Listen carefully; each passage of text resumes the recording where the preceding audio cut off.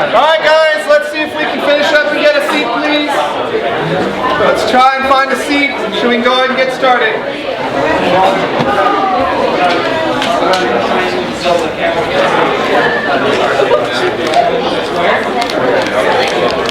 Alright, well thank you so much for coming today, and welcome to our second in a continuing series of WHS Idea. The point of this, for those of you who weren't able to make it last time, was to try and raise the level of intellectualism here at Willamette High School, and to give us an opportunity to go ahead and celebrate the intellectualism that exists within our community. Alright?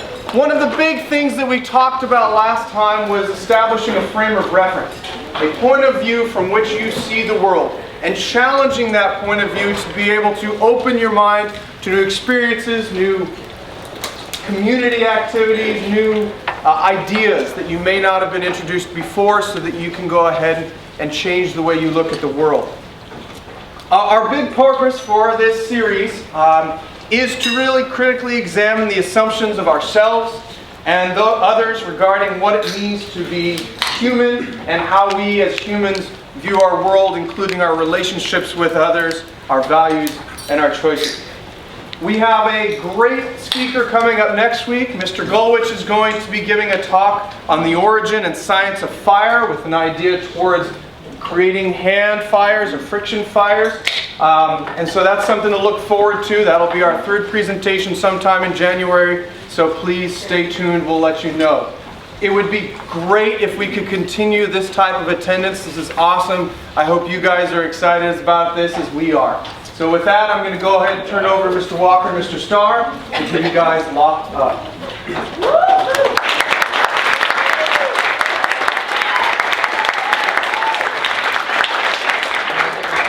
Thank you, Mr. Kenna. Thank you all for coming. It's really exciting. I wasn't sure how many people would show up. One thing I want to add to what Mr. Kenna said is we also would really like to get students involved in presenting things that you are interested in as well. It's not just going to come from us. After all, you listen to us talk on a daily basis, right? So when Mr. Starr and I thought about what we wanted to present, I want to present something that is a part of society that we often kind of overlook.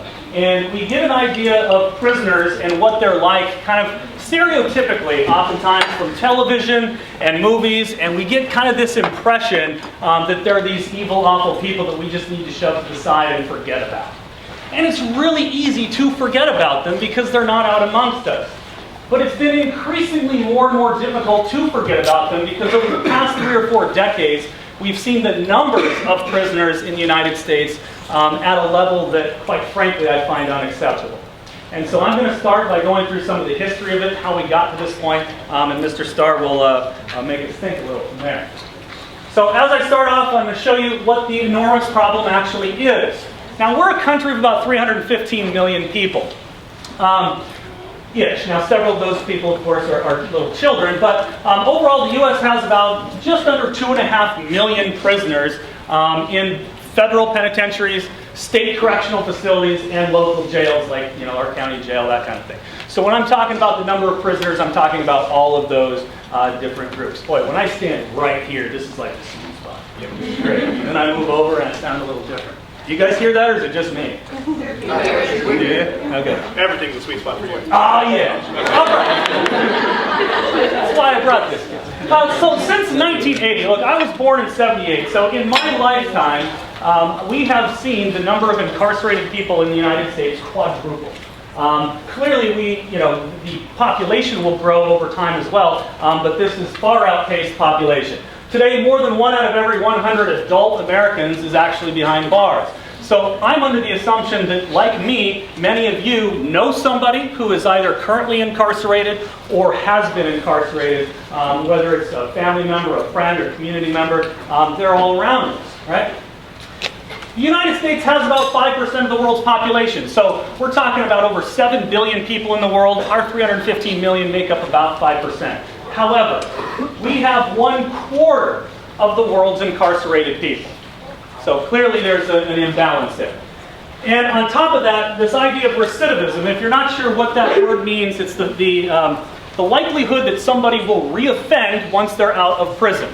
And what we find is in the first 5 years, over 75% of people released from prison will reoffend and be arrested. That leads to about over half of people ending up back in prison. So somewhere along the way there's a disconnect about getting those folks back into society as they end up right back where they were. Mr. Walker, we must be committing more crimes though, right? Or be more violent. Gosh, you would think so. I would. But that actually isn't the case. Are we committing more crimes? The research shows that we are committing in the United States very comparable crime rates as those of our allies around the world. And we're talking about secure, stable nations like ourselves, our allies in Western Europe, Canada, etc. So here, I love this because this graph didn't have enough room, and it goes all the way into my writing, or into the writing here. The incarceration rate is the percentage of people per population that's locked up. In order to look at us compared to other parts of the world, we have to do it per capita, right? Because of different population numbers. So we incarcerate far higher rate than any other country in the world, and you can see some of our allies like the United Kingdom, there's Canada, Italy, France. These are numbers of people per 100,000. So you can see we're way off the charts here.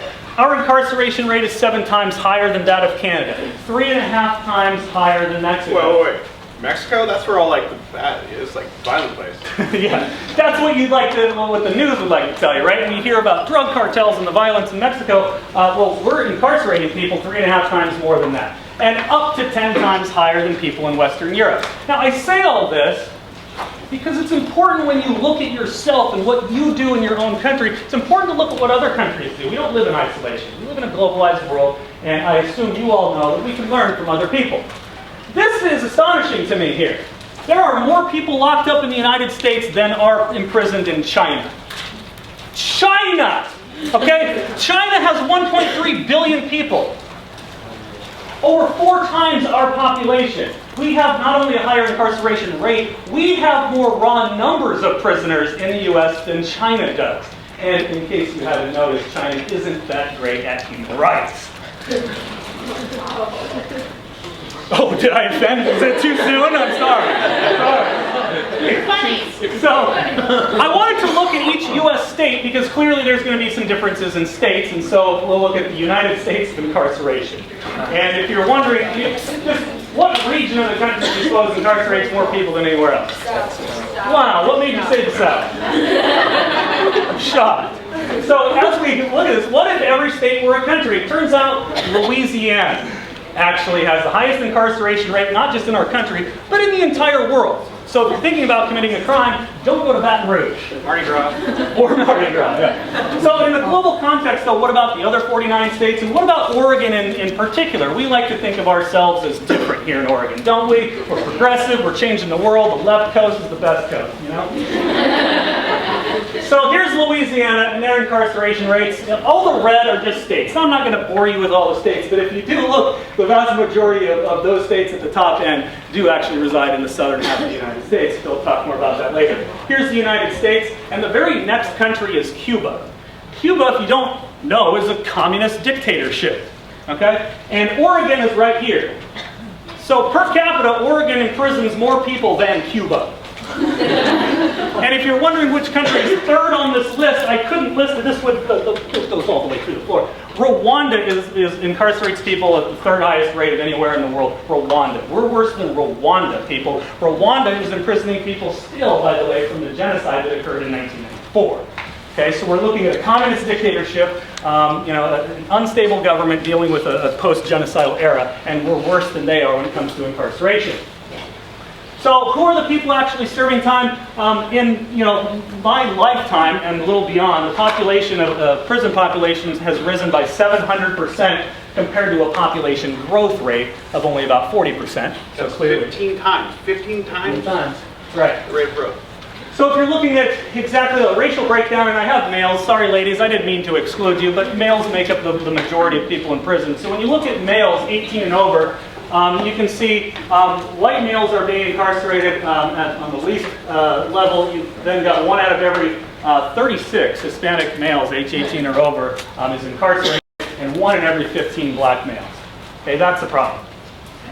Now, I'll talk a little bit more about specifics on that here in a moment. And this is a statistic that I really want you to focus on here, is that nearly half of all prisoners locked up in the United States right now are locked up because of nonviolent drug offenses. And we've seen this spike since the 1970s because of some policies of our federal government, which I'll talk about right now. First of all, you see a graph here. So visually, you can see that 49.7, almost half of our inmates are from drug offenses. This comes from the U.S. Federal Bureau of Prisons, so that's from our government, by the way. Here is our prison population in the last several decades. So you can see that something happened kind of in the 70s and 80s, really, that changed the course of events. Throughout history, incarceration rates raised at about the same level as population growth. But right about here, and I'll talk specifically about what happened in the 70s, and in particular, right in 1980, we elected a new president in 1980. And that president was Ronald Reagan. I'm not here to bash on Reagan necessarily, maybe a little.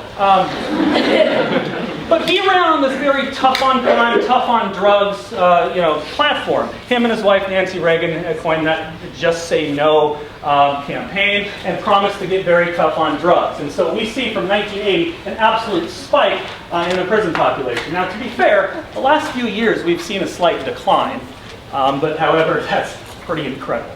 So, what happened? Why the drastic increase since 1970? Now, in 1970, the Controlled Substances Act was passed, and this was a direct response to the civil unrest of the 1960s. Okay, so in the 1960s, you've got counterculture, you've got protest movements, and you've got an increase in drug use and abuse. And the federal government decided that they should do something about that. And so President Nixon in 1969 suggested to Congress that we pass this thing, and in 1970 they did it. And what the Controlled Substances Act does is separate drugs into different categories, or what's called schedules. And I just wanted to show you really quickly here what a Schedule I drug, considered the most dangerous drugs, are supposed to be. And a Schedule I drug is defined by having a high potential for abuse with no currently accepted medical use. And if you're wondering, those drugs include heroin, pretty bad, LSD and MDMA or ecstasy, and marijuana. Now, I'm not here to condone or advocate anything as far as drugs are concerned, but I think you would have to be pretty misinformed to think that marijuana and heroin are equally dangerous. Okay? I think that's quite a stretch. I wanted to show you real quick Schedule II drugs, which say they have a high potential for abuse, but some medical purposes, and those include meth.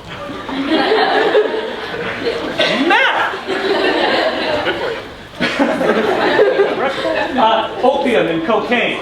So those are all Schedule II drugs, which, according to the federal government, are more dangerous than what's on Schedule I, despite the fact that, of course, 4 states and the District of Columbia allow recreational use of marijuana, and dozens of states allow for medical use. So clearly that has led to this, the, quote, war on drugs. Right? Stemming from the 1970s, the war on drugs that followed really meant that law enforcement was going to be tougher on drug offenses and that these people would be serving longer sentences. Which brings us to the 1980s. During the 80s, this whole idea of politicians wanting to appear tough on crime. I'm sorry, I won't flex again. It's really unimpressive. I'll work on that. My 1-pack's good, though. So politicians wanted to appear really tough on crime. And in the 1980s, what we have is the enactment of these mandatory minimums laws. And some of you probably heard about this. And what mandatory minimum is that it's a list of different offenses, often drug crimes, also violent crimes, though, that require a specific binding prison term. So what this does is this. It prevents judges from, judging and stuff. It takes it out of the hands of the judges, and instead of determining individual situations and how those individuals should be punished, they are then forced into these mandatory minimum sentences. 1990s brought the 3 strikes law. Okay, these 3 strikes laws are the idea of, hey, 3 strikes and you're out. It works in baseball, so why not in criminal justice? That makes perfect sense. Why would it possibly go wrong? So with these 3 strikes laws, we're giving, not in combination with the mandatory minimums, you now have 3 offenses and you're looking at serving 25 years, no matter if it's simple possession or those types of offenses. Okay? So basically, the bottom line here, with the Controlled Substances Act, mandatory minimums, and 3 strikes laws, more people are going to jail for longer periods of time. Okay? And as you can see here from those things and the popular idea of politicians being tough on crime, you can see that while other types of crime remain relatively stable, you see that incarceration for drug offenses went way, way, way up, leading us to where we are today with about half of our prisoners incarcerated due to drug offenses. Okay? So then we get to this. This is an incredibly bleak situation here, and this deserves an entire talk on its own. And I'm not going to be able to do this part justice, but I want you to understand that Black Americans make up about 13% of the U.S. population. And in case you're wondering, all races in the United States use drugs at about the same rate according to the U.S. government. Wait, Mr. Walker, you're telling me that like black people don't use more drugs? Of course they don't. Like wait. Like Latinos, they don't use more drugs? Nope. Okay. No, not either. So with everybody using drugs at about the same rate, you're wondering how on earth we could end up with 40% of those incarcerated for drug offenses are black. There seems to be something going on there that, again, deserves a talk in and of itself. Similarly, Latinos comprise about 17% of our population, but make up about 37% of those incarcerated for drug crimes. In total, 77% of those incarcerated in federal prisons for drug crimes are black and Latino, whereas those two groups make up only 30% of our population. So there's a clear disconnect there between who's using and who's getting arrested. And here's a graph that shows just that. We've got white people here in red. We've got Latinos in blue and Black Americans in yellow. And you can see the disproportionality there between population and who's going to jail. So you gotta assume, right? We're putting tons and tons of people in jail. We must really like to do this. We're really, really good at it. However, what's really interesting is it doesn't seem to be reducing crime, and it doesn't seem to be making them better when they get out. Let's kind of look at the reasons why we do this. Well, one assumption is that we do this because they need to be held accountable. That if we don't hold people accountable, they won't learn, right? So we hold them accountable, and the baseline assumption here is that people can change, right? If we give them a little guidance, right, a little tough love, that these people will change and become more valuable citizens. The other assumption is that, you know what, people aren't going to change, or I don't really care if they do. And the major goal here is getting them out of our life, right? Lock them up. There's one good way to make sure someone can't commit a crime, and that's to make sure they aren't out in public, right? And we also have an assumption that if we have these laws, there'll be a deterrent, right? Somehow they'll commit less crimes because the laws exist. Doesn't really happen to be true, unfortunately. The statistics just don't bear it out. And so the question is, are we putting people in prison because it's making them better, or because it's making us better? I think that's a real important question to ask from the psychological point of view. Like, what's our goal here?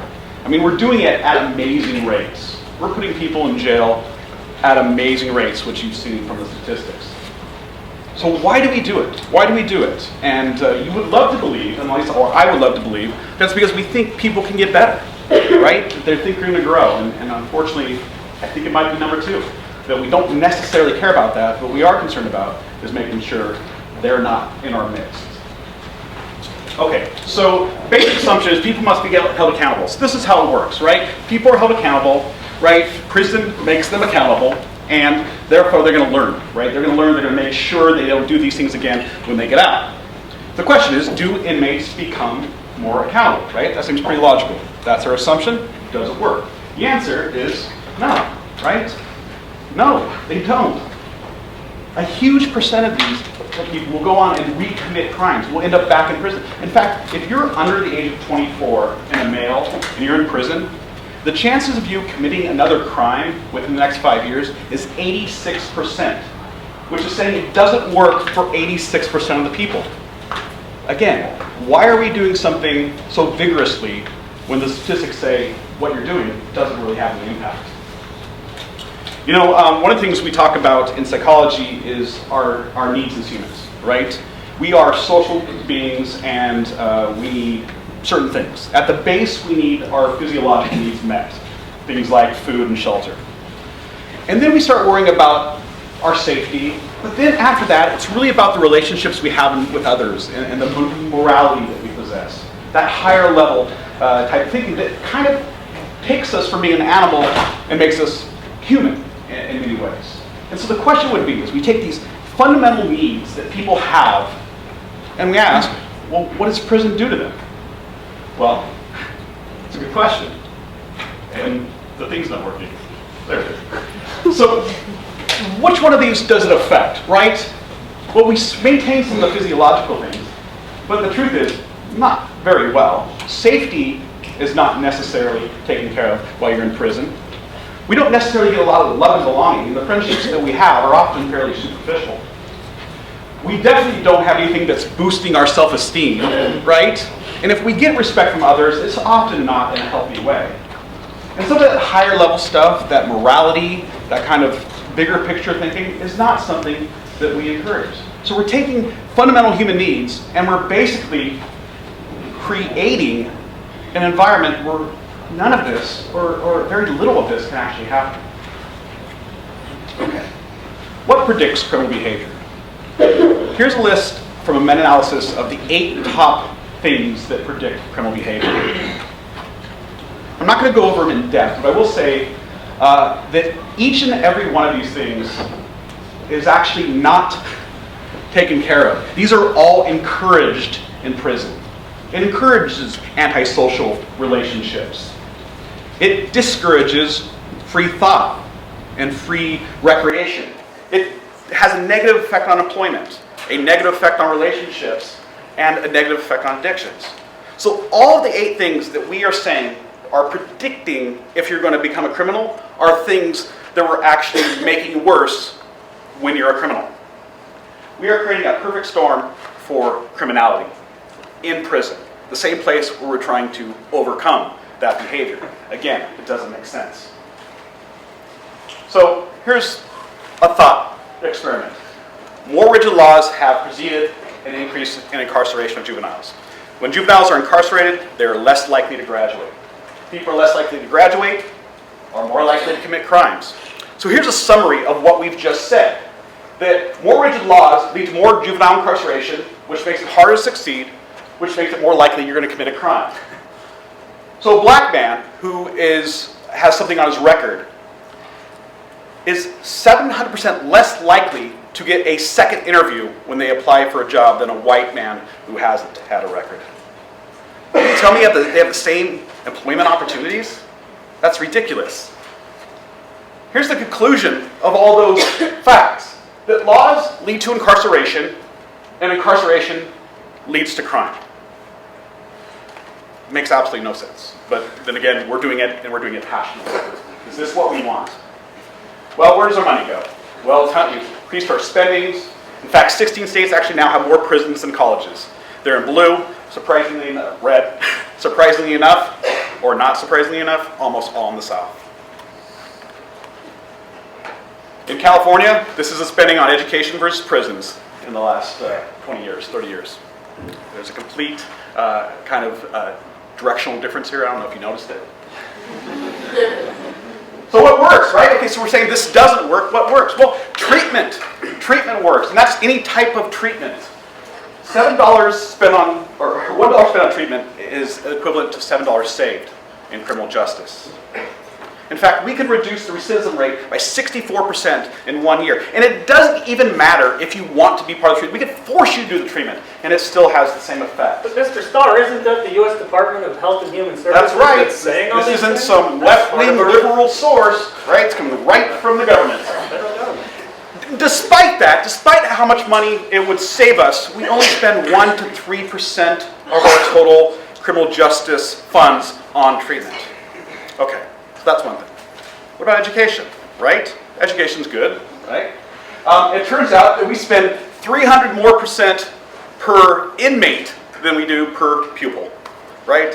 Where are we really dedicating our funds here? We're making sure our prisoners get a ton of our money and our students get some of our money. In fact, every dollar spent on education seems to have a $2 savings on the total criminal justice money that we spend.